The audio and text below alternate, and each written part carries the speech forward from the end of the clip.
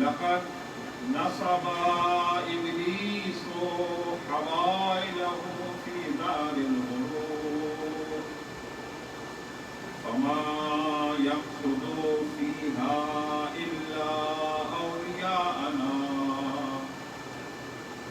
لقد جلت الآخرة في أعينهم فحتى لا يريدون بها بدلا.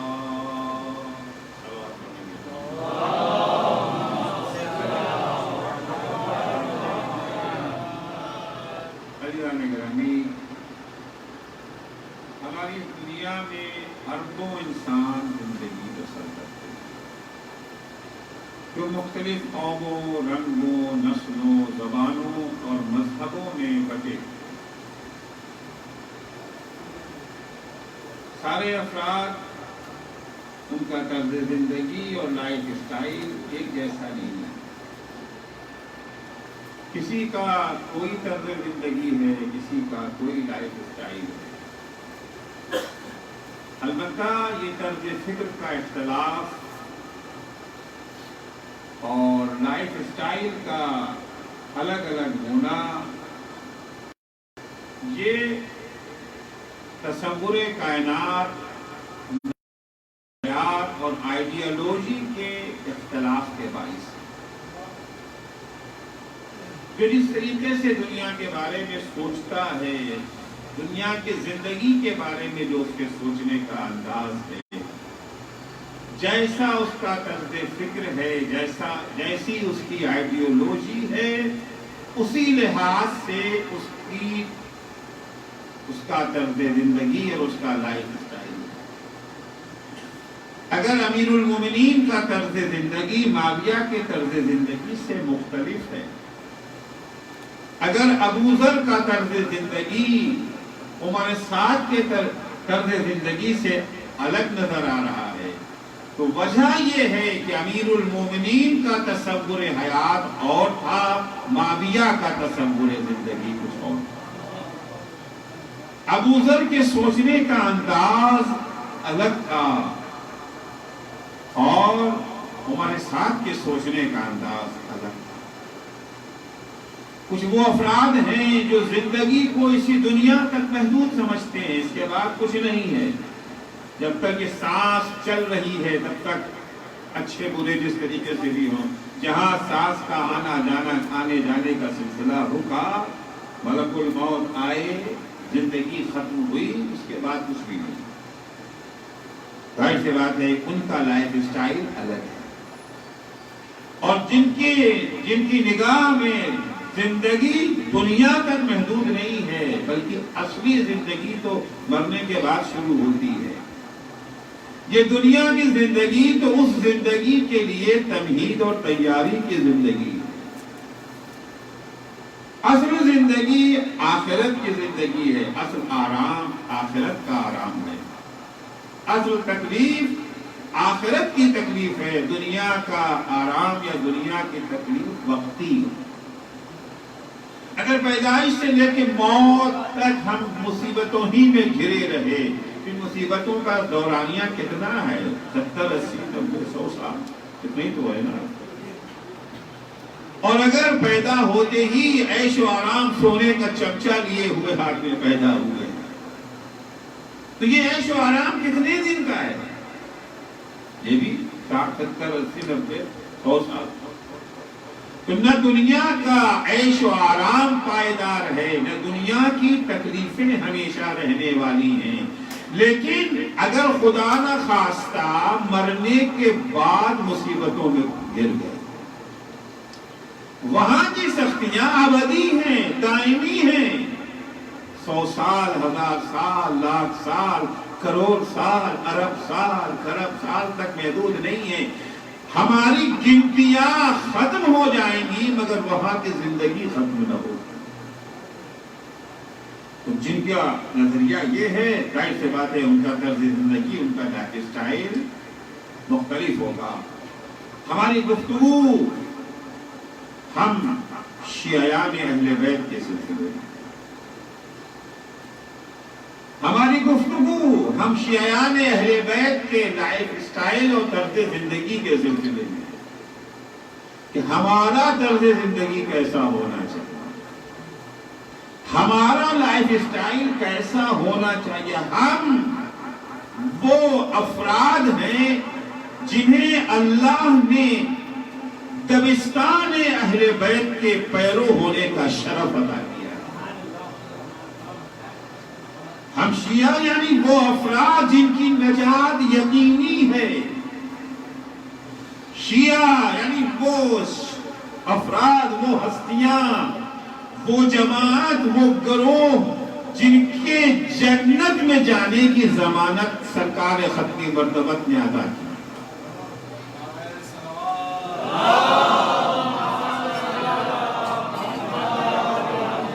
سرکار ختم مرتبت حضرت محمد مصطفیٰ صلی اللہ علیہ وآلہ وسلم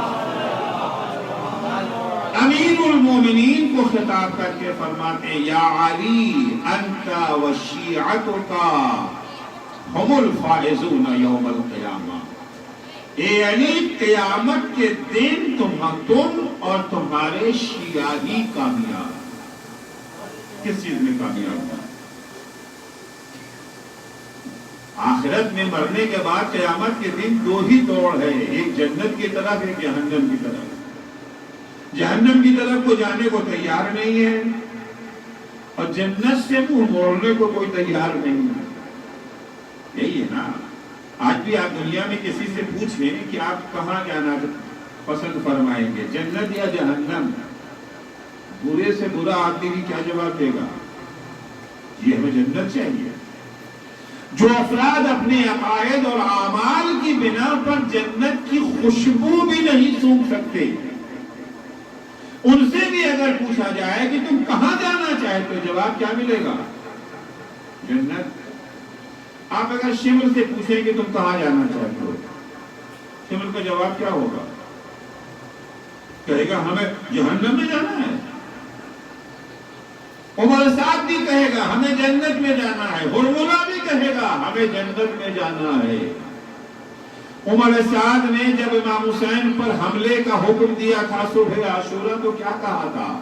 یا خیل اللہ ارکبی وابشری بالجنہ، اے سپاہیان خدا حسین پہ حملہ کرو تمہیں جنت کی بشارت ہے۔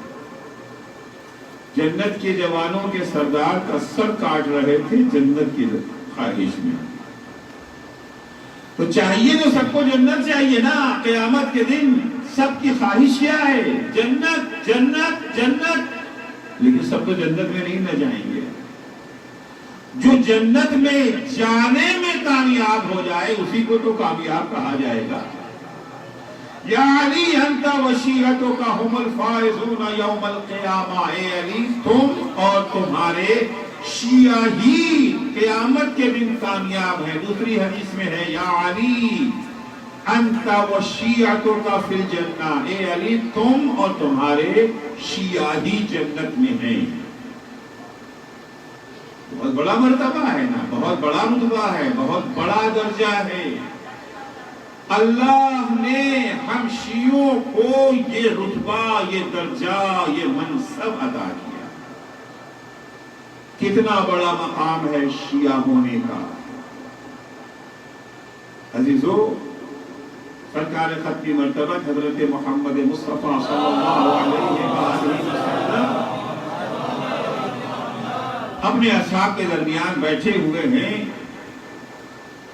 کہ پیغمبر نے ایک دفعہ قیامت کا تذکرہ کیا۔ ہم جانتے ہیں کہ میدان محشر بہت مشکل میدان ہے، قیامت کا دن، روز حساب و کتاب بہت مشکل ہے۔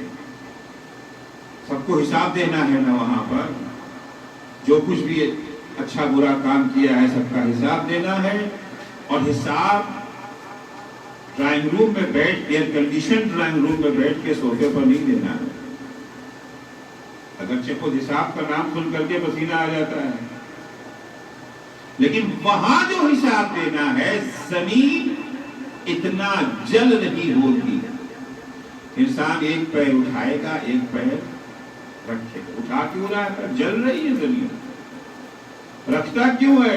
ظاہر سی بات ہے دونوں پیر اٹھا لیں گے تو یہ جو ہے گر جائیں گے۔ کھڑے رہنے کے لیے ضروری ہے کہ ایک پیر تو کم سے کم زمین پر ہوگی، ایک پیر اٹھائے گا ایک پیر رکھے گا، اس پیر کو رکھا جلنے لگا، اٹھایا اس کو رکھایا، کھوپڑی کھول رہی ہوگی، سورج سوا نیزے پر ہوگا، البتہ یہ والا سورج نہیں، قیامت کا اسپیشل سورج ہے، کیونکہ یہ سورج تو لپیٹ دیا جائے گا۔ سورہ تکویر میں ہے نا، وَإِذَا الشَّمْسُ كُوِّرَتْ، جب قیامت آئے گی تو یہ سورج لپیٹ دیا جائے گا، ختم ہو گیا، نیا سورج، اسپیشل سورج۔ کھوپڑی کھول رہی ہے، چہرہ دھواں دھواں ہے، پیاس سے زبانیں باہر نکلی ہوئی ہیں، اس وقت حساب دیا جا رہا۔ حضور اکرم فرماتے ہیں مگر اسی عالم میں جب اکثریت بہت سارے لوگوں کا انجام یہ ہوگا، ان اللہ عز وجل یبعث اناسا وجوہہم من نور، ایسے عالم میں اللہ کچھ لوگوں کو میدان محشر میں لائے گا جن کے چہرے نورانی ہیں، سب کے چہرے پر ہوائیاں اڑ رہی ہیں، چہرہ دھواں دھواں ہو رہا ہے۔ ایسے عالم میں کچھ افراد آئیں گے جن کے چہرے نورانی ہوں گے، علیہم ثیاب من نور، نورانی کپڑے پہنے ہوں گے، علی کراسی من نور، نورانی کرسیوں پر بیٹھے ہوں گے، سب جلتی ہوئی زمین پہ کھڑے ہوں گے۔ کچھ لوگ آئیں گے قیامت کے دن جو نورانی کرسیوں پر بیٹھے ہوں گے، تحت ظل العرش، سب سورج کی تمازت سے تپ رہے ہوں گے، یہ لوگ عرش خدا کے سائے میں بیٹھے ہوں گے۔ فی صف الانبیاء ولیسوا بانبیاء، فی صف الشہداء ولیسوا بشہداء، یہ انبیاء کی صف میں بیٹھے ہوں گے، حالانکہ یہ نبی نہیں ہیں، نبی نہ ہونے کے باوجود انبیاء کی صف میں بیٹھے ہوں گے، شہید نہ ہونے کے باوجود یہ شہیدوں کی صف میں بیٹھے ہوں گے، شہیدوں کی صف میں بیٹھے ہوں گے۔ اب ظاہر سی بات ہے کہ جتنے لوگ اس کو سنیں گے کچھ ایسے لوگ آئیں گے، سب کی تمنا یہی تو ہوگی نا کہ ہم بھی انہی میں سے ہوں، یہی آرزو ہوگی نا بھائی، ہم بھی ان لوگوں میں سے ہوں جن کے چہرے نورانی ہوں، جن کے بدن پر نورانی لباس ہو، جو نورانی کرسیوں پر بیٹھے ہوں، جو اللہ کے عرش کے سائے میں بیٹھے ہوں، نبی نہ ہوتے ہوئے انبیاء کی صف میں ہوں، شہید نہ ہوتے ہوئے شہداء کی صف میں ہوں۔ اصحاب رسول میں بھی تمنا پیدا ہوئی، سوال کیا کہ قیل یا رسول اللہ انا منہم، ایک صاحب نے فرمایا کہ اللہ کے رسول میں ان میں سے ہوں، انا منہم، یہ وہ صحاب ہیں جنہوں نے کبھی نہیں کہا تھا میں، جب بھی رسول خدا کہتے تھے کسی کام کے لیے کون ہے جو یہ کام، مان لہٰذا کل خندق میں کہا تھا نا کون ہے جس کتے کے مقابلے میں جائے، کبھی نہیں کہا تھا میں یا رسول اللہ. جب رسول خدا فرماتے تھے کون ہے جو بھوکے کا پیٹ بھرے، تو کبھی نہیں کہا کہ میں یا رسول اللہ. ہاں ایک ہی تھا جو ہمیشہ کہتا تھا میں یا رسول اللہ. جب خندق کے میدان میں پیغمبر نے کہا من لہذا الکلب، کون ہے جس کتے کے مقابلے میں جائے اپنے عبد المطلب کے مقابلے میں، مولا علی تو کھڑے ہوئے تھے نا، انا یا رسول اللہ، میں اللہ کے رسول. جب پیغمبر کہتے تھے کون ہے جو بھوکے کا پیٹ بھرے، کون ہے جو مظلوم کی مدد کرے، صرف اور صرف مولا کائنات کھڑے ہو کے کہتے تھے انا یا رسول اللہ، میں اللہ کے رسول. عجیب ہے، اب جو پیغمبر نے فرمایا ایسے ایسے افراد ہوں گے جو ہمیشہ کہتا تھا میں، وہ تو چپ رہا. جو ہمیشہ میں کہتا تھا وہ تو چپ رہا، جو کبھی میں نہ کہتے تھے اب وہ میں کہنے کو تھے. میں بھی انہی میں سے ہوں یا اللہ کے بغیر شومی تبدیل بدقسمتی. پیغمبر نے کہا نہیں تم نہیں. دوسرے صاحب بولے کہ میں ہوں، تم بھی نہیں. تیسرے صاحب نے کہا میں، کہا تم بھی نہیں، تم بھی نہیں. وہ کہنے لگے یا رسول اللہ نہ میں نہ یہ پھر کون؟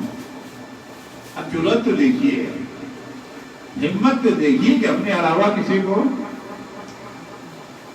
یا رسول اللہ فمن ہؤلاء، یہ ہیں کون افراد؟ روایت کا جملہ سنیے، فوضع یدہ علی رأس علی. اس وقت پیغمبر اکرم نے اپنا ہاتھ علی کے سر پہ رکھ کے کہا ھذا وشیعتہ، وہ لوگ علی اور ان کے شیعہ ہیں. ایک صلوات پڑھیں گے محمد و آل محمد.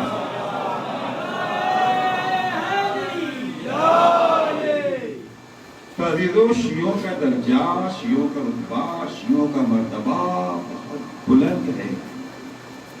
خدا کا شکر ہے اس نے ہمیں شرف دیا ہے. ہمیں اللہ نے یہ شرف دیا کہ ہم نے وہ عقیدہ اپنایا جو خدا کو پسند ہے. ہماری توحید خدا کو پسند، ہمارا عقیدہ نبوت خدا کو پسند، ہمارا عقیدہ قیامت خدا کو پسند، ہمارا عقیدہ امامت خدا کو پسند. جو جیسا عقیدہ اللہ نے چاہا وہ عقیدہ ہم نے اپنایا. جس طرح کا عمل کا حکم اللہ نے دیا اس طرح کے اعمال ہم بجا لاتے ہیں. جن واجبات کو بجا لانے کا اللہ نے حکم دیا ہے ان واجبات کو بجا لاتے ہیں. جن چیزوں سے اللہ نے دور رہنے کا حکم دیا ہم اس سے دور رہتے ہیں. اس کے محرمات سے دوری اختیار کرتے ہیں. واجبات کی بجاوری میں کوتاہی نہیں کرتے ہیں. شکر ہے خدا کا کہ ہم ان معصوم اماموں کے پیرو ہیں جنہیں اللہ نے امام بنایا ہے. ہم خود ساختہ اماموں کے پیرو نہیں ہیں جنہیں پروردگار نے سند امامت دی ہے. وَجَعَلْنَاهُمْ أَئِمَّةً يَهْدُونَ بِأَمْرِنَا. ہم کچھ لوگ وہ ہیں جنہیں اللہ کہتا ہے ہم نے امام بنایا ہے. جسے اللہ نے امام بنایا تھا اس کی امامت کو ہم نے قبول کیا. ان کے نقش قدم پہ چلتے رہے، ان کی پیروی کرتے رہے. جو جس چیز کا انہوں نے حکم دیا ہم نے کبھی اس کی خلاف ورزی نہ کی. ان معصوم اماموں کی پیروی اور اتباع کا نتیجہ ہے کہ قیامت کے دن ہمارا وہ مقام اور درجہ ہوگا کہ ساری قومیں ہمارے درجے کو دیکھ کر کے رش کریں گی اور آرزو کریں گی کہ کاش ہم بھی شیعہ ہوتے، اے کاش ہم بھی شیعہ ہوتے. لیکن ابھی تو ایک بات یاد رکھیے، جن کے رتبے ہے سوا ان کو سوا مشکل ہے. جن کے درجات بلند ہوتے ہیں انہیں خطرہ بھی زیادہ ہوتا ہے. ایک وہ انسان جس کے گھر میں کھانے کو نہیں، اس کے گھر میں چوری کے ڈاکے کا کوئی خطرہ ہے؟ اسے گارڈ رکھنا پڑتا ہے گھر کی حفاظت کے لیے. نہیں، دروازہ کھلا ہے، کوئی کیا لے، کچھ ہے ہی نہیں، کوئی لے کے آ جائے گا.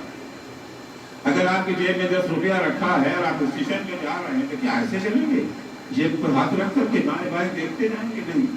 لیکن اگر 1 کروڑ روپیہ آپ کے ساتھ جا رہا ہے، 1 کروڑ روپے بیگ میں، بیگ کو سینے سے چمٹا کے رکھیں گے، دائیں دیکھ رہے ہیں، بائیں دیکھ رہے ہیں کہ کوئی چوٹ تو نہیں آ رہا ہے نا. مال جتنا قیمتی ہوتا ہے اس مال کو خطرہ اتنا ہی بڑھ جاتا ہے. اور یہ بھی یاد رکھیے کہ جو جتنی بلندی پہ جاتا ہے उतना ही ज्यादा गिरने का खतरा भी होता है।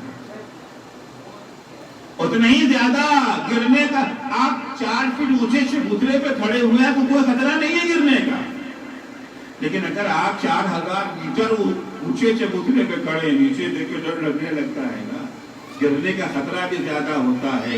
जितनी ऊंचाई से गिरेंगे चोट उतनी ही ज्यादा लगेगी।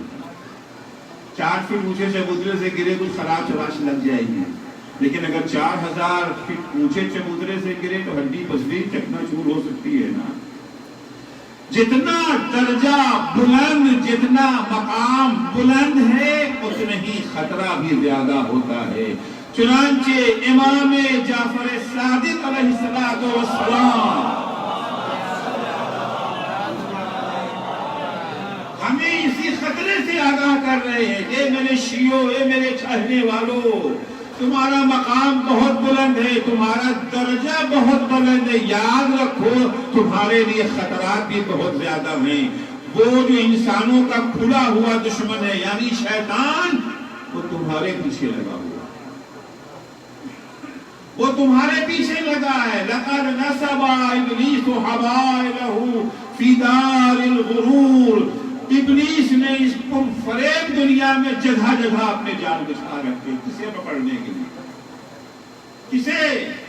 शैतान का टारगेट कौन है? शैतान का निशाना कौन है? शैतान किसे बहकाना चाहता है? जो पहले से बहके हैं उन्हें। याद रखिए, शैतान अपना टाइम वेस्ट नहीं करता, अपना वक्त बर्बाद नहीं करता। जो पहले ही से बहके हैं उन्हें बहका के क्या करेगा? इमाम फरमाते फमा यक़्सुदु फीहा इल्ला औलियाना, शैतान ने फरेब दुनिया में जगह जगह अपने जाल बिछा रखे हैं, और शैतान का टारगेट हमारे शियों के अलावा कोई नहीं है। उसने इन्हीं को निशाना बनाया है। जितना ज्यादा इंसान राहे हक पर आगे बढ़ता जाता है, उतने ही उसे राहे हक से भटकाने के लिए शैतान की एक्टिविटीज में इजाफा होता जाता है। जो बहके हुए हैं, जिनका अकीदा फासिद है, या अगर अकीदा अच्छा है और अमल के मैदान से बाहर है, खारिज है, शैतान को उनसे सरोकार नहीं है। तो मालूम है कि अल्लाह के यहाँ कोई पार्टीबाजी तो नहीं है। अल्लाह तो जन्नत उन्हीं को देगा जिनका अकीदा भी सही है और अमल भी सही है, वरना उसके यहाँ कोई पार्टीबाजी नहीं है। लम यलिद वलम यूलद, ना उसने किसी को पैदा किया ना उसे किसी ने पैदा किया है। तो नतीजे में उसकी कोई किसी से रिश्तेदारी नहीं है ना, जैसे हम लोगों की रिश्तेदारियां होती हैं, अल्लाह की किसी से कोई रिश्तेदारी नहीं है। अल्लाह की निगाह में तो वही बुलंद दर्जा रखता है जो जितना ज्यादा मुत्तकी और परहेजगार होगा। इमाम फरमाते हैं कि फमा यक़्सुदु फीहा इल्ला औलियाना, शैतान का निशाना, शैतान का टारगेट, शैतान सिर्फ उन्हीं लोगों को बहकाने की कोशिश करता है जो हमारे शिया हैं, जिनके लिए पैगंबर ने कहा है उनकी नजात यकीनी है, जिनके लिए पैगंबर ने कहा है वही जन्नत में जाएंगे, जिनकी शान ये है कि सब जलती हुई जमीन पे खड़े होंगे, वो नूरानी कुर्सियों पर बैठे। इन्हें शैतान बहकाता है, इन्हें रास्ते से हटाता है। होशियार रहने की जरूरत है, कहीं ऐसा न हो कि हमने मुहर्रम का चांद नमदार होते ही अपने शिया होने का सबूत पेश करना शुरू किया और उन लोगों की सफ में हम शामिल रहे जिनकी नजात यकीनी है, और शैतान के बहकावे में आकर के कहीं उस नेमत को हाथ से खो न गए। होशियार रहने की जरूरत है। उसके बाद इमाम अपने शियों का तारुफ भी कराते हैं। जो हमने कहा कि वो शिया ही को अपना टारगेट बनाता है, वो कौन लोग हैं? शिया हैं कौन? जिनके बारे में पैगंबर कहते हैं कि या अली तुम और तुम्हारे शिया ही क़यामत के दिन कामयाब हैं, या अली तुम और तुम्हारे शिया ही जन्नत में हैं। कौन लोग वो? उनकी पहचान क्या है? जो अपने को शिया कहते हैं वो शिया? सिर्फ जबानी दावे से काम चलेगा? ऐसे कारगाह में तन्हा काफी नहीं होता, जब तक दावे के साथ सबूत लो, दुनिया में भी यही होता है। लेकिन दावा करने वाले तो बहुत सारे हैं। यहूदियों ने दावा किया था नहनु अब्नाउल्लाह नहनु अहिब्बाउल्लाह, हम हैं अल्लाह के दोस्त, हम हैं अल्लाह के चाहने वाले, हम ही अल्लाह के बेटे हैं। दावा किया ना उन्होंने, अल्लाह का महबूब कौन? हम नहनु शाबुल्लाहिल मुख्तार, हम वो गिरोह हैं जिन्हें अल्लाह ने चुन लिया है, मुंतखब कर लिया है। बड़ा घमंड है उनको, बड़ा गुरूर है। कुरान ने उनके इस दावे का सबूत मांग लिया। नमाज जुमा में आप सुनते होंगे ना, कुल या अय्युहल्लज़ीना हादू इन ज़अमतुम अन्नकुम औलियाउ लिल्लाहि मिन दूनिन नास फतमन्नउल मौत इन कुंतुम सादिकीन। मेरे हबीब इनसे कहे, यहूदियों, अगर तुम्हें इस बात का घमंड है, इस बात का गुमान है कि अल्लाह के महबूब तुम ही हो, कोई और नहीं, अल्लाह के दोस्त तुम ही हो, कोई और नहीं है, तो उसका सबूत पेश करो। दोस्ती का सबसे मामूली सबूत ये होता है कि हर दोस्त को अपने दोस्त से मिलने का इश्तियाक होता है। तो जिसका दोस्त होता है उसे मिलने का इश्तियाक। मौत क्या है? लकाए खुदा है ना, अल्लाह से मुलाकात है मौत। अगर तुम अपने को अल्लाह का दोस्त समझते हो, फतमन्नउल मौत इन कुंतुम सादिकीन, अगर तुम अपने दावे में सच्चे हो तो मौत की तमन्ना करो, क्योंकि मौत यानी दोस्त से मुलाकात, और दोस्त से मुलाकात एक दोस्त की सबसे बड़ी आरज़ू और तमन्ना होती है। अगर कुरान यहूदियों से कहता है सबूत दो, हमसे सबूत नहीं मांगेगा, हमसे सबूत नहीं मांगा जाएगा। हमने कह दिया कि हम शिया हैं तो मान लिया, अच्छा आप शिया, तशरीफ लाइए, जन्नत आपकी हो, कौसर आपका, क्या सबूत मांगा जाएगा? यदि हम शिया हैं तो सबूत पेश करो। अच्छा सबूत भी कौन सा सबूत? सबूत वो जो हमें पसंद है, या सबूत वो जिसकी जन्नत है उसे जो सबूत पसंद है? हमारे मौलियत करना तो नहीं है। जो सबूत अल्लाह ने मांगा है वो सबूत देना पड़ेगा। तो फर्ज कीजिए मोदी जी ने पिछले इलेक्शन में ऐलान किया था कि वो हमारे हिंदुस्तानी को 15 लाख रुपया देंगे, काम करना। तो बाद में आगे नहीं, वो तो जुमला था, जुमला। वो लोगों ने बहुत तंज किया बेचारे के ऊपर, बहुत तंज करते हैं ना कि वादा किया दिया नहीं, वादा किया दिए। सुनते सुनते मोदी के भी कान पक गए, उनका लाओ दे ही देते। कौन सा आपके जेब से जाता है? ऐलान कर दिया कल से हर बैंक में हर हिंदुस्तानी को 15 लाख रुपया दिया। जाहिर सी बात है, ऐलान सुनते ही सब लोग तो लाइन में तो लगी जाएंगे, चाहे दूसरे दिन यहाँ की मस्जिद में कोई दिखे भी नहीं, और सब लाइन में लगे हुए।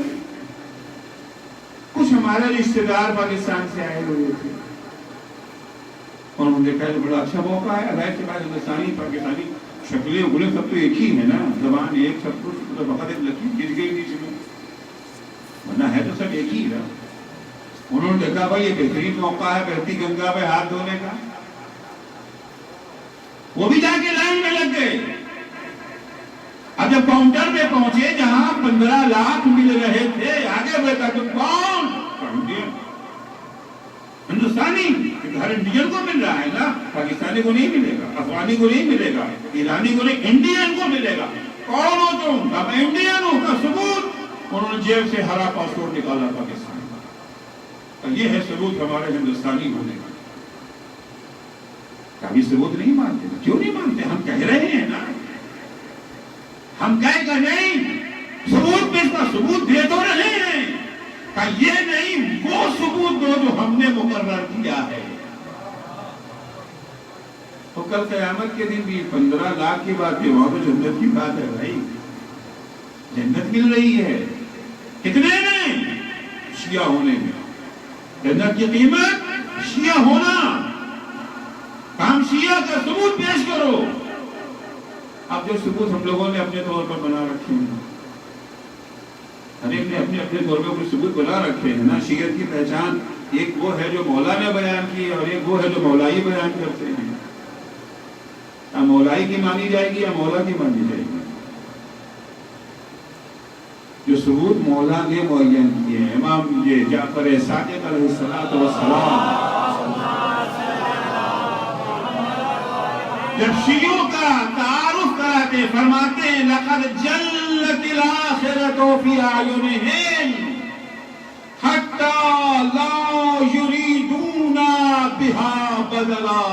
ہمارے شیعہ جن کے پیچھے شیطان پڑا ہوا ہے, جن کو شکار کرنے کے لیے شیطان نے جگہ جگہ جال بچھا رکھا ہے, یہ وہ افراد ہیں جن کی نگاہوں میں آخرت اتنی عظیم ہے کہ وہ دنیا کی کسی چیز کے بدلے میں آخرت کا سودا کرنے کو تیار نہیں ہوتے. شیعہ کو پہچاننا ہے جس طرح سے پہچانو. آخر بہت سے مقامات ایسے آتے ہیں نا جہاں آخرت دنیا میں ٹکراؤ ہونے لگتا ہے. فلاں کاروبار میں بڑا پیسہ ہے, بہت پیسہ ہے, اور سب 1000 لگائیے وہ مہینے کے اندر 10,000 ہو جائے گا, بہت مار ہے اس میں, مگر کام غلط ہے. کیا بیچنا ہے اس میں؟ ہیروئن, نشہ آور چیزیں, نوجوان نسل کو تباہ کرنے والی چیزیں بیچنا. پیسہ بہت ہے, پیسہ ہے. کیا کریں؟ اپنائیں یا نہ اپنائیں؟ وہ اسلام کہتا ہے کہ حرام ہے, گناہ ہے. وہ سارے کاروبار, وہ سارے بزنس جو کسی کو نقصان پہنچا سکتے ہوں. اسلام کا ایک مسلمہ قانون ہے کہ لا ضرر ولا ضرار فی الاسلام. نہ اپنے کو نقصان پہنچاؤ نہ دوسروں کو نقصان پہنچاؤ. ہمیں اجازت نہیں ہے. ارے صاحب پیسہ ملے گا, شاندار بلڈنگ بنا لیں گے, بہترین کار خرید لیں گے, بچوں کو گھمانے پھرانے کی خواہش پوری ہو جائے گی. اب دنیا آخرت سے ٹکرا رہی ہے. فلاں نوکری بہت اچھی ہے مگر حرام ہے شریعت کی نگاہ میں. فلاں کاروبار شریعت کی نگاہ میں حرام ہے مگر پیسہ بہت ہے اس کے اندر. معلوم ہوا صاحب وہ بہت اچھی جاب مل گئی, بڑا اچھا پیکیج ہے, 5 کروڑ کا پیکیج ہے. چلے گئے وہاں کے اوپر, خوشی خوشی انٹرویو ہوا, سب پاس, ہر چیز انہیں قبول. چہرے کی داڑھی انہیں پسند نہیں ہے. ان کا یہ آپ کو ہٹانا پڑے گا. اگر یہ جاب کرنا ہے آپ کو, آپ داڑھی نہیں رکھ سکتے. کوئی خاتون گئی انٹرویو دینے کے لیے, ساری چیزیں ڈگری وغیرہ تجربہ سب انہیں منظور ہے, لیکن ان کا حجاب انہیں پسند نہیں ہے. یہ حجاب آپ کو چھوڑنا پڑے گا. رمضان میں روزہ رکھنے کی اجازت نہیں ہے آپ کو, نماز بالکل برداشت نہیں ہے, اصلا مذہبی خیالات ہی برداشت نہیں ہے کمپنی کو. ان کو یہ جو ہے لبرل انسان کی ضرورت ہے, مذہب سے کوسوں دور انسان کی ضرورت ہے. پیکیج کتنا ہے؟ 5 کروڑ کا پیکیج ہے. ابھی دیکھنا ہے کہ ظاہر سی بات ہے جس چیز کی قیمت آپ کی نگاہ میں زیادہ ہوگی اس کو آپ باقی رکھیں گے, جس کی قیمت کم ہے اسے آپ ٹھکرا دیں گے. یہ دنیا آخرت سے ٹکرا رہی ہے, کرنا کیا ہے ہمیں؟ چھوٹی سی شرط ہے, داڑھی موڑ دیجیے, اور کوئی شرط ہی نہیں ہے. 2 منٹ کا کام ہے بھائی, 2 منٹ کا کام ہے. 2 منٹ میں 5 کروڑ کا پیکیج.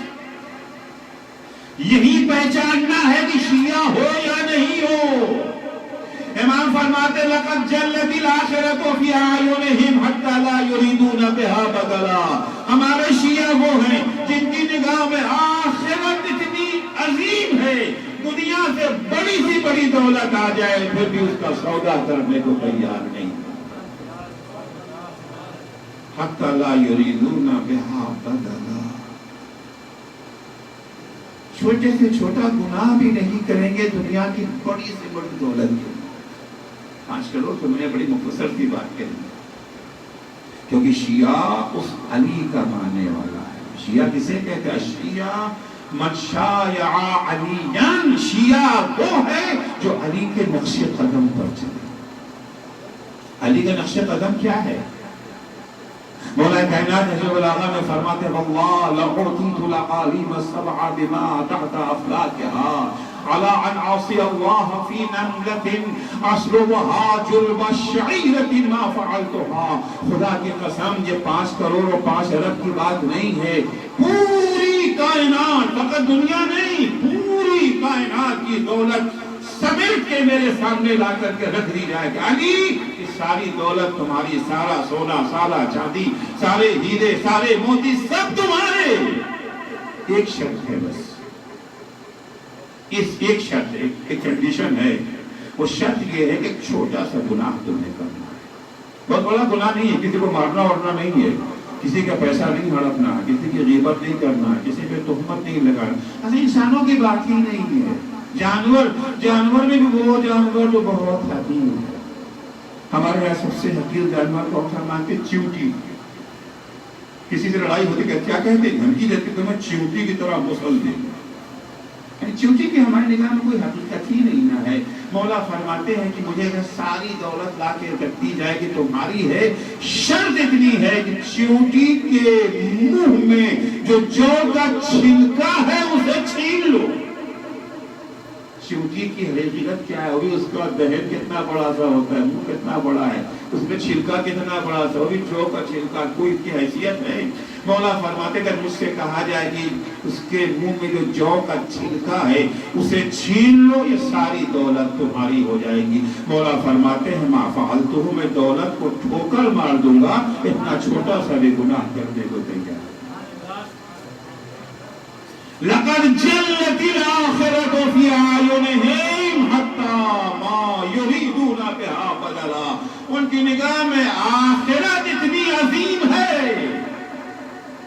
हुक्म खुदा की इतनी अजमत है कि वो दुनिया की किसी चीज के बदले में भी उसे कुर्बान करने को तैयार है। दुनिया की हर चीज को ठोकर मार देंगे, दुनिया की हर चीज को कुर्बान कर देंगे, लेकिन आखिरत को कुर्बान करने को तैयार।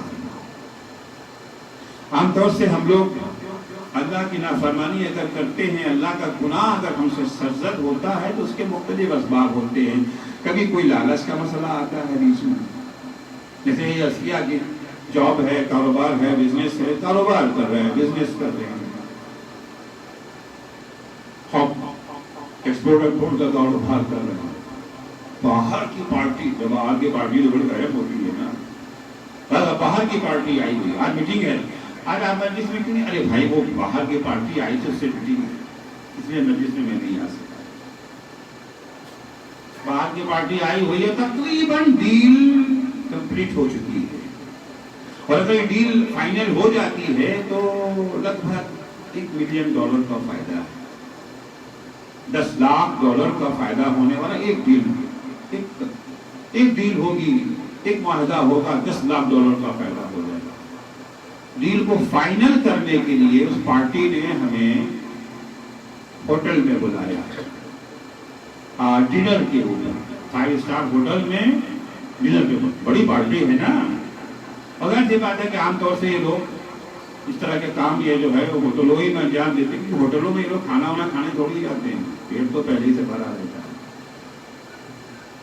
तो फनूनन जाते हैं वहां के ऊपर, वहां बैठ करके वो खाना तो कम होता है, बातें ज्यादा होती हैं।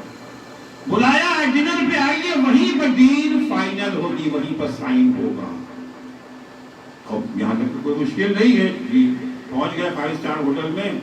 अब वहां पर मुश्किल पहुंचने के बाद मुश्किल नजर आई, वो ये है कि टेबल पे शराब रखी है, क्योंकि मगरिब वालों के कल्चर में ये है कि डिनर बगैर शराब के नहीं हो सकता। प्रोटोकॉल उनका यही है, उनका कल्चर ही यही है, शराब होना जरूरी है डिनर के ऊपर। नाश्ते पे चल जाएगा बगैर शराब, डिनर पे नहीं। अब हम वहां पहुंचे शराब, और हमारा दीन क्या कहता है, हमारी शरीयत क्या कहती है? जिस दस्तरखान पे शराब है, पीना तो दूर की बात है, आप वहां बैठ भी नहीं सकते। अब दस्तरखान से मुराद कपड़ा नहीं है जहां खाना खाया जाता है। अब टेबल पे बैठे हुए वही शराब पिए। शरीयत इस्लाम का तकाज़ा ये है कि जिस टेबल पर, इस दस्तरखान पर शराब हो, वहां बैठना भी जायज नहीं है, और अगर बैठेंगे नहीं तो डील फाइनल नहीं हो सकेगी, डील का साइन नहीं हो सकेगा। उन्होंने वही का टाइम दिया है, वही बुलाया। अगर हम कह देंगे जी ये तो जायज नहीं, हमारे हराम है, तो शायद वो डील ही को कैंसिल कर दे।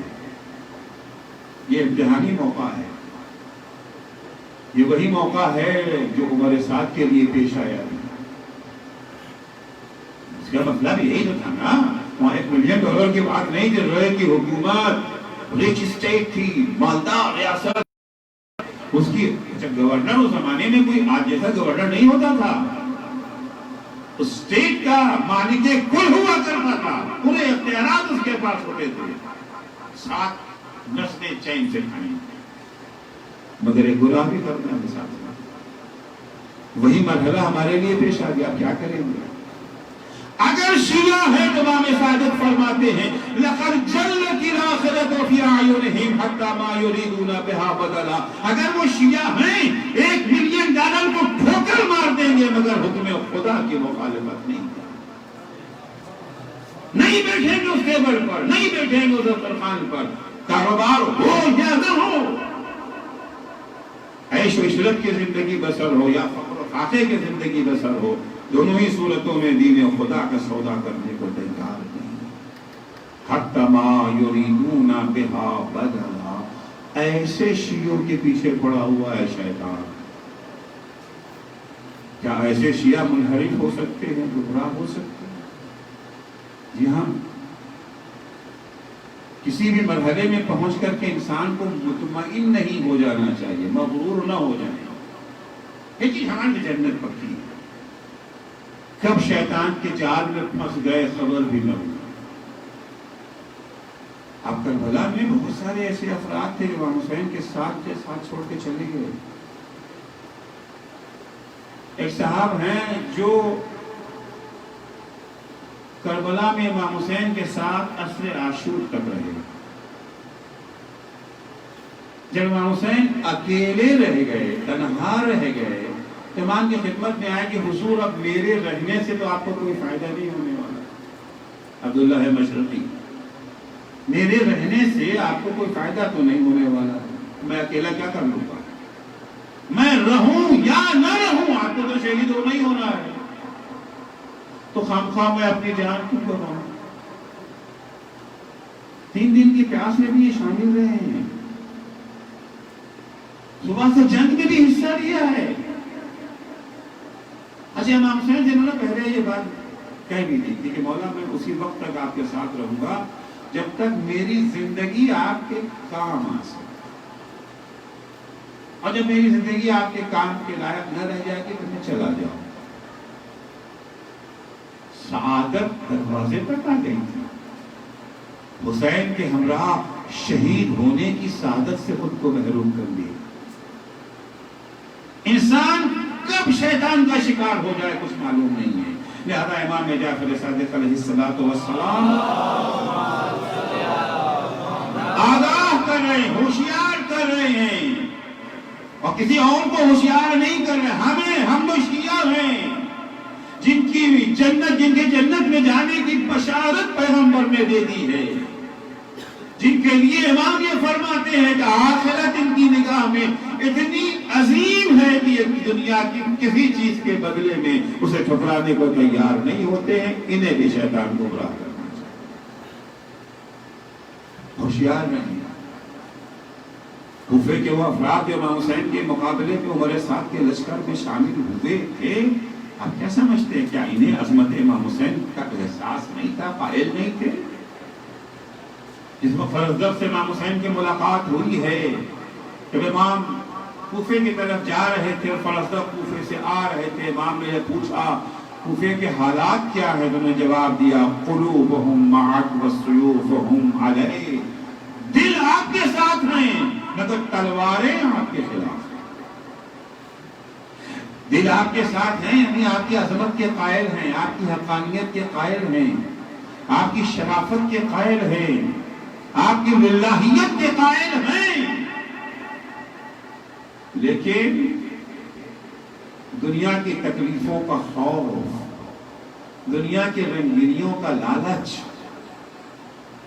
وہ آپ کا ساتھ نہ دینے پر انہیں مجبور کر رہا ہے، بلکہ یزید کی فوج میں شامل ہو کر کے آپ سے لڑنے کے لیے انہیں آمادہ کر۔ آپ تاریخ کربلا کو اٹھا کر کے دیکھیں، عصر عاشور امام حسین کی شہادت کے بعد جب خیموں پر حملہ ہوا، جب لوٹ کا بازار گرم ہوا ہے، ایک شقی جناب فاطمہ کبریٰ کے کانوں سے بالیاں چھین رہا تھا اور رو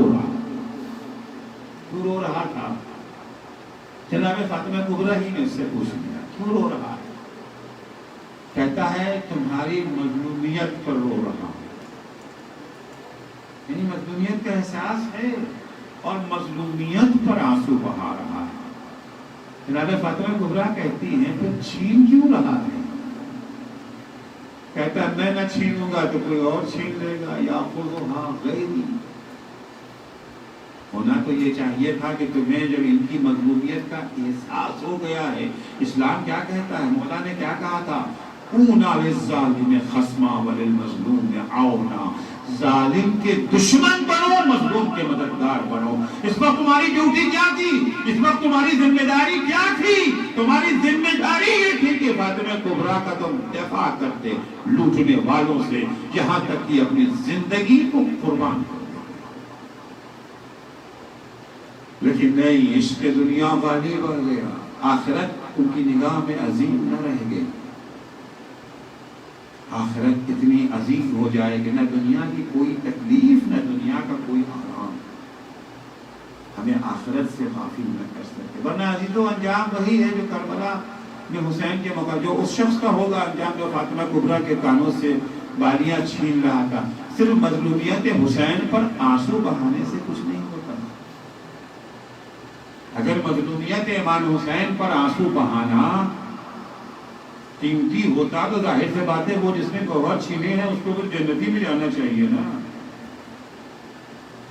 اس وقت اہل بیت اطہار کا لٹا ہوا قافلہ کوفہ پہنچا ہے، ان کی مظلومیت کو دیکھ کر کے کوفے والوں نے رونا شروع کیا کہ نہیں کیا، روئے کہ نہیں روئے؟ تو جناب زینب نے کیا کیا؟ انہیں دعا دی یا بد دعا دی؟ یہ میسج ہے، ایک پیغام ہے کہ صرف ہماری مظلومیت پر آنسو بہا دینا کافی نہیں۔ آنسو قابل قدر ہے، بڑی اہمیت ہے ان آنسو کی، مگر وہ آنسو اہم ہے جس کے ہمراہ عمل بھی ہو۔ جناب زینب نے کوفے والوں کو جو رو رہے تھے انہیں بد دعا دی ہے، اسی کوفے میں ایک اور رو رہا ہے جسے جناب زینب نے دعا دی ہے۔ وہ کون ہے؟ وہ مختار ثقفی ہے۔ جس وقت ابن زیاد کے دربار میں اہل بیت اطہار کو لایا گیا ہے، جناب مختار اس وقت قید میں تھے، جیل میں تھے، انہیں بھی زنجیروں میں جکڑ کر کے جب دربار میں لایا گیا، جب مختار کی نظر امام سجاد پہ پڑی ہے، جب مختار کی نظر اہل بیت اطہار کی اس مصیبت پر پڑی ہے، مختار زار و قطار رونے لگے اور زنجیروں سے اپنے کو پیٹنے لگے۔ انہیں جناب زینب نے دعا دی ہے، اس لیے کہ مختار صرف روئے نہیں تھے، مختار کو جب موقع ملا تو مختار نے عمل کر کے بھی دکھایا۔ تو گریہ زاری اس کی بڑی اہمیت ہے اور بہت بڑا سرمایہ ہے یہ ہمارے پاس۔ اشک عزائے حسین بڑے قیمتی ہیں، لیکن ضروری یہ ہے کہ اشک عزائے حسین شیطان کے جال میں گرفتار نہ ہو جائے۔ ان تمام چیزوں سے اپنے کو محفوظ رکھیں، اس دین کی قدر و قیمت کو سمجھیں جس دین کی بقا کے لیے حسین ابن علی نے اتنی بڑی قربانی دی۔ کون کون سی چیزیں حسین نے قربان کی؟ بہن زینب کے لاڈلوں کو قربان کی۔ زینب بڑی چہیتی بہن ہے نا، چہیتی بہن زینب کے لاڈلوں کو قربان کر دیا۔ بھائی حسن کی نشانی قاسم کو قربان کر دیا۔ شبیہ پیغمبر علی اکبر، اتنی محبت ہے حسین کو علی اکبر سے، جب کبھی نانا کی زیارت کا شوق ہوتا تھا تو علی اکبر کے چہرے کو دیکھ لیا کرتے۔ عزیزو کربلا کے میدان میں جب بھی کوئی مجاہد جانا چاہتا تھا میدان میں، شہدائے کربلا کی تہذیب یہ تھی کہ پہلے وہ امام سے اجازت لیتے تھے، اس کے بعد میدان میں جاتے تھے۔ کوئی بھی بغیر اجازت کے میدان میں نہیں گیا۔ آتے تھے مولا مجھے اجازت دے دیجئے، لیکن مولا نے آسانی سے کسی کو کربلا کے میدان میں جانے کی اجازت نہیں دی ہے، کچھ نہ کچھ تعامل، کچھ نہ کچھ پس و پیش ضرور کیا ہے۔ آپ کیا سمجھتے ہیں کہ انہوں محمد جیسے ہی آئے ان کو اجازت مل گئی؟ نہیں، مختر کے جملے ہیں کہ انہوں محمد بار بار امام کے پاس آتے تھے، امام اجازت نہیں دیتے تھے، یہاں تک کہ جب انہوں محمد پر زینب کی نظر پڑی، دیکھا کہ دونوں زندہ سلامت کھڑے ہیں، بچوں کو بلایا، بچوں رات میں ماں نے تمہیں کیا نصیحت کی تھی؟ ماں کی نصیحت بھول گئے؟ ابھی تک تم زندہ یہاں کھڑے ہوئے ہو، تمہیں کس بات کا انتظار ہے؟ جب قاسم کی لاش دھوڑوں سے پامال ہو جائے گی تب میدان میں جاؤ گے، جب علی اکبر کا جنازہ اٹھ جائے گا تب میدان میں جاؤ گے۔ بچے کہتے ہیں نہیں بادل جنابی، ہم تو جانا چاہتے ہیں مگر مامو جان ہمیں اجازت نہیں دیتے۔ اماں آپ اگر چاہے تو ہمیں اجازت مل سکتی ہے، ہم نے یہی دیکھا ہے کہ مامو جان آپ کی کوئی بات ٹالتے نہیں ہیں، اگر آپ چل کے سفارش کر دے تو مامو جان اجازت دیں گے۔ یہ سننا تھا۔ زینب کبریٰ نے بچوں کا ہاتھ پکڑا، آ کر کے حسین کے سامنے کھڑی ہو گئی۔ حسین نے دیکھا زینب آئی ہے، بہن کیسے آنا ہوا؟ تو بھیا پہلے میری ایک بات کا جواب دے دیجئے، آج تک اس بہن نے آپ کو کچھ مانگا ہے؟ نہیں بہن، تم نے آج تک مجھ سے کچھ نہ مانگا، تو بھیا آج یہ بہن آپ سے کچھ مانگنا چاہتی ہے، بھیا انکار نہ کیجیے گا، بولو زینب کیا چاہتی ہو؟ بھیا میرے بچوں کو میدان میں جانے کی اجازت دے دیجیے۔ ارے بہن نے مانگا بھی تو کیا مانگا؟ آپ کیا سمجھتے ہیں قاسم کو آسانی سے اجازت ملی؟ مقاتل میں یہی تو ہے نا، قاسم کبھی امام حسین کے ہاتھوں کو چومتے تھے، کبھی پیروں کو بوسا دیتے تھے، چچا جان مجھے اجازت دے دیجئے، مگر حسین اجازت نہیں دیتے تھے، بھیا تم تو میرے بھیا کی نشانی ہو۔ قاسم مایوس ہو کے گوشے میں بیٹھ گئے، ہائے میری قسمت، بھیا اونو محمد کو تو خودی زینب نے اجازت دلا دی، میرے سر پہ تو باپ کا سایہ بھی نہیں ہے، مجھے کون سفارش کرے گا؟ اتنے میں یاد آیا کہ میرے بازو پہ تعویذ بندھا ہے، جب تک قاسم باپ کا تعویذ لے کے امام کی خدمت میں نہیں آ گئے تب تک اجازت نہیں ملی۔ ہاں بس کربلا کا ایک شہید ایسا ہے جسے حسین نے فوراً اجازت دی۔ مقتل کا جملہ ہے استاذنا فاذنا، جیسے ہی اجازت مانگی حسین نے فوراً اجازت دے دی۔ وہ کون ہے؟ یہ وہ شہید ہے جو حسین کو سب سے زیادہ عزیز تھا، جس سے حسین کو سب سے زیادہ محبت تھی۔ کون ہے وہ حسین کا کڑیا جوان بیٹا علی اکبر۔ علی اکبر سے دوہری محبت ہے، جوان لائق بیٹا بھی ہے، نانا کی شبیہ بھی ہے۔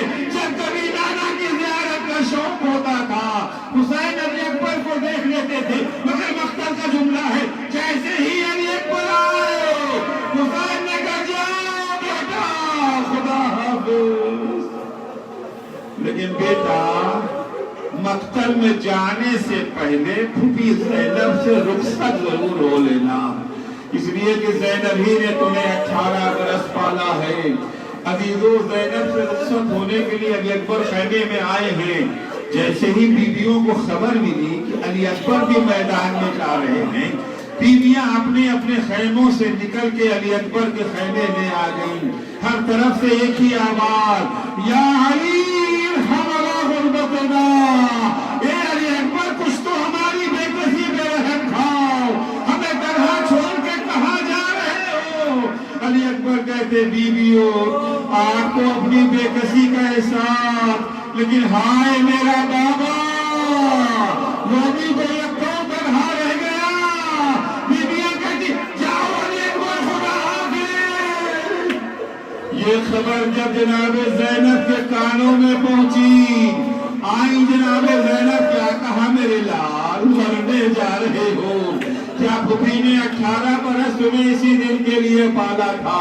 علی اکبر کہتے پھوپھی اماں اگر آپ منع کر دیں گی تو میں ہرگز میدان میں نہ جاؤں گا، مگر پھوپھی اماں ایک بات یاد رکھیے، کل جب میدان محشر میں دادی فاطمہ آپ سے پوچھیں گی زینب یہ بتا تجھے حسین نے ہدایت دی یا علی اکبر، تو دادی کو کیا جواب دیجیے گا؟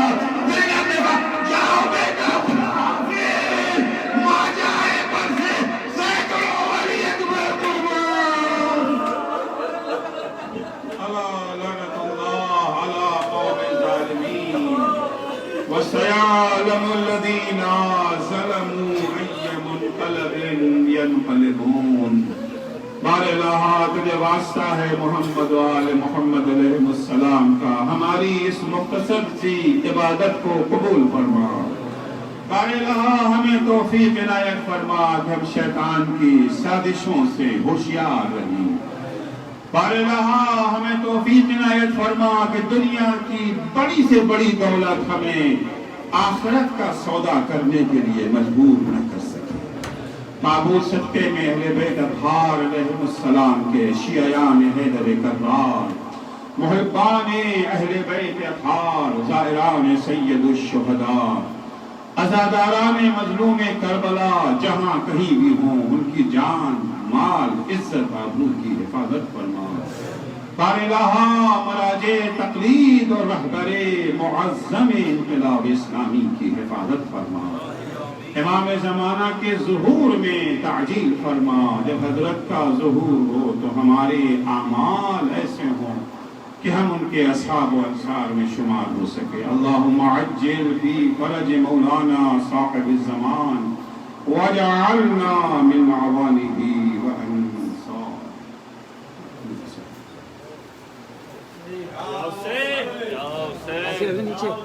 نیچے رکھنا۔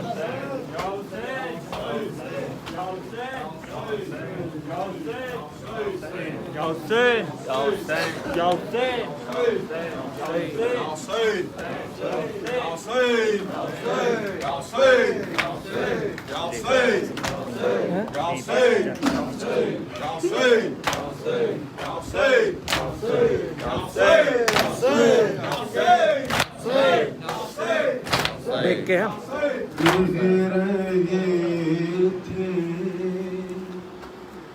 حسین رو گیپ یہ زوم کر دیا، گیپ یہ زوم کر دیا۔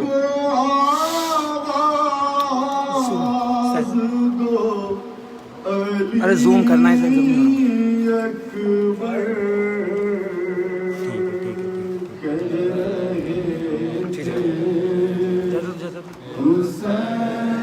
اور زوم کر لیا بس بس۔ مجھ کو آواز دو علی اکبر، تم کہاں ہو اے میرے نور نظر، مجھ کو آواز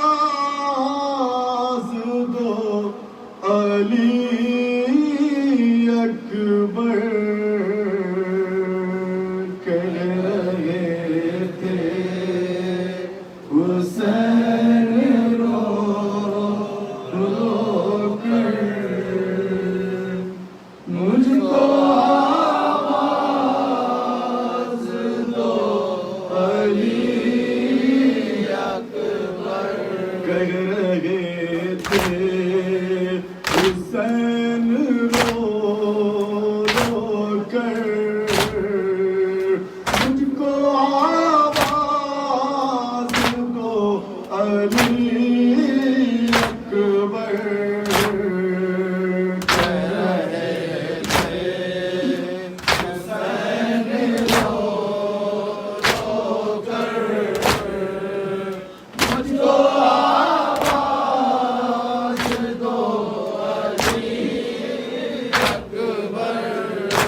اس طرف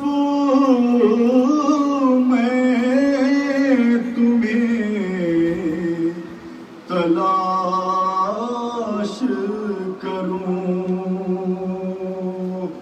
کس سے پوچھوں میں کہاں ڈھونڈوں کس طرف میں تمہیں تلاش کروں کس سے پوچھوں میں اور کہاں ڈھونڈوں رحم کھاؤ میری ضعیفی پر رحم کھاؤ میری ضعیفی پر رحم کھاؤ میری ضعیفی پر مجھ کو آواز دو علی اکبر کہہ رہے تھے حسین رو رو کر مجھ کو آواز دو علی اکبر ساتھ عباس میرا چھوڑ گئے اور کمر غام سے میری توڑ گئے ساتھ عباس میرا چھوڑ گئے اور کمر غام سے میری توڑ گئے چھوڑ کر مجھ کو تم چلے کس پر چھوڑ کر مجھ کو تم چلے کس پر چھوڑ کر مجھ کو تم چلے کس پر مجھ کو آواز دو علی اکبر کہہ رہے تھے حسین رو رو کر مجھ کو آواز دو علی اکبر کچھ خبر تم کو اس کی ہے بیٹا جس نے 18 سال ہے پالا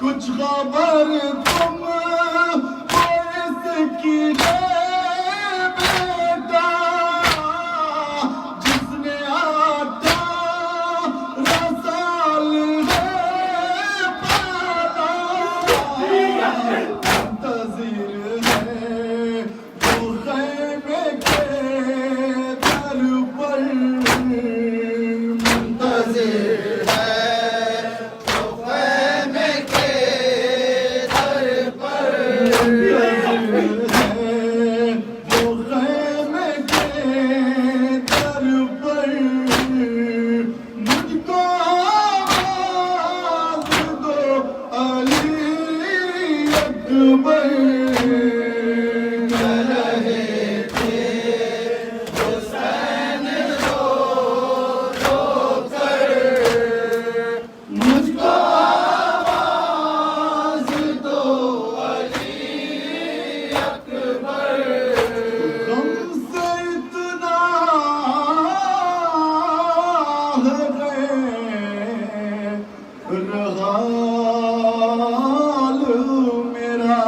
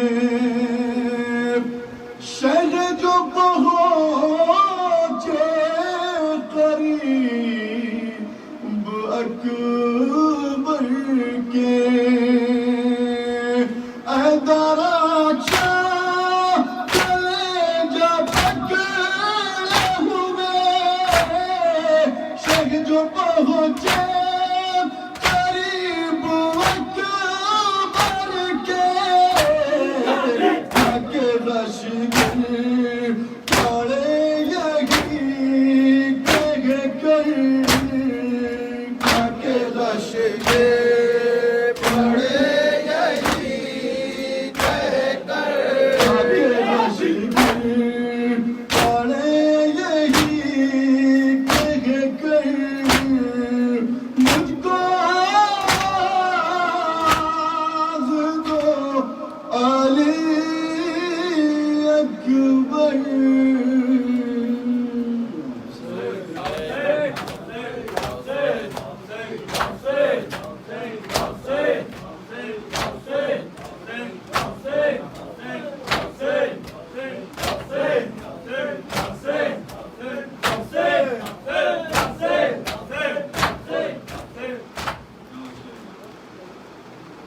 کہتی تھی یہ ماں بھری میاں سے لپٹ کر ہائے ہائے علی اکبر ہائے ہائے علی اکبر کہتی تھی یہ ماں بھری میاں سے لپٹ کر ہائے ہائے علی اکبر ہائے ہائے علی اکبر کہتی تھی یہ معصوم بھرے میاں سے لپٹ کر ہائے ہائے علی اکبر ہائے ہائے علی اکبر ارمان تھا پہنا انہی پوشاک شاہانی افسوس کے راس آئی نہ تجھ کو جوانی کیسا تھا مقدر ہائے ہائے علی اکبر ہائے ہائے علی اکبر کہتی تھی یہ ماں بھرے میاں سے لپٹ کر ہائے ہائے علی اکبر ہائے ہائے علی اکبر اتنا تو ذرا ٹھہرو تمہیں دولہا بنا لوں بس ایک جھلک شہر کی زغرا کو دکھا لوں بے چین کی خواہر ہائے ہائے علی اکبر ہائے ہائے علی اکبر کہتی تھی یہ ماں بھرے میاں سے لپٹ کر ہائے ہائے علی اکبر ہائے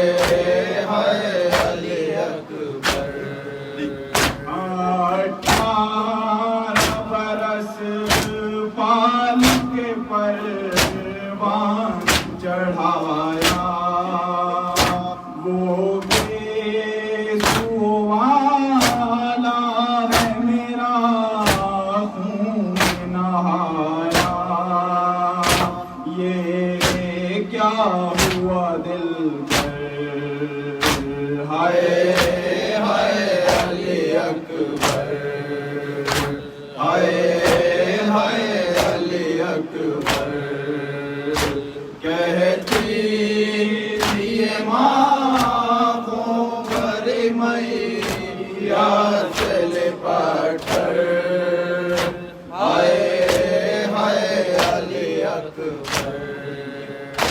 ہائے ہائے علی اکبر ہمارے جدائی میں بھلا کیسے جیے گی مر جائے گی صغرا جو خبر تیری سنے گی اب کیا کروں جی کر ہائے ہائے علی اکبر ہائے ہائے علی اکبر کہتی تھی یہ ماں بھر میں یار سے لپٹ کر ہائے ہائے علی اکبر ہائے ہائے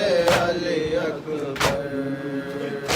ٹھہرو کہ میں 18ویں مانا تو بڑھا دوں پھر لے کے بلائیں تجھے جینے کی دعا دوں صدقے ہوئے مادر ہائے ہائے علی اکبر ہائے ہائے علی اکبر کہتی تھی یہ ماں بھر میں یار سے لپٹ کر ہائے ہائے علی اکبر ہائے ہائے علی اکبر ہائے ہائے علی اکبر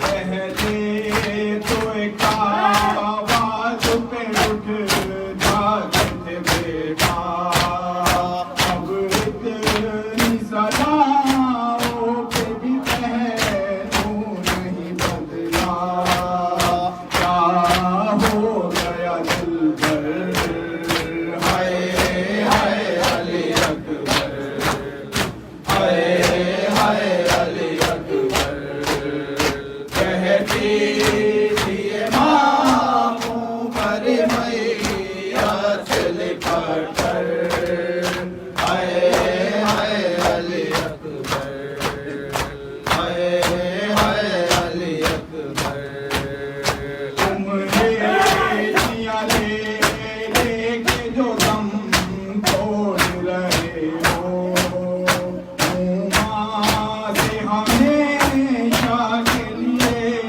موڑ رہے ہو کیوں روٹے ہو دل پر ہائے ہائے علی اکبر کہتی تھی یہ ماں بھر میں یار سے لپٹ کر ہائے ہائے علی اکبر ہائے ہائے علی اکبر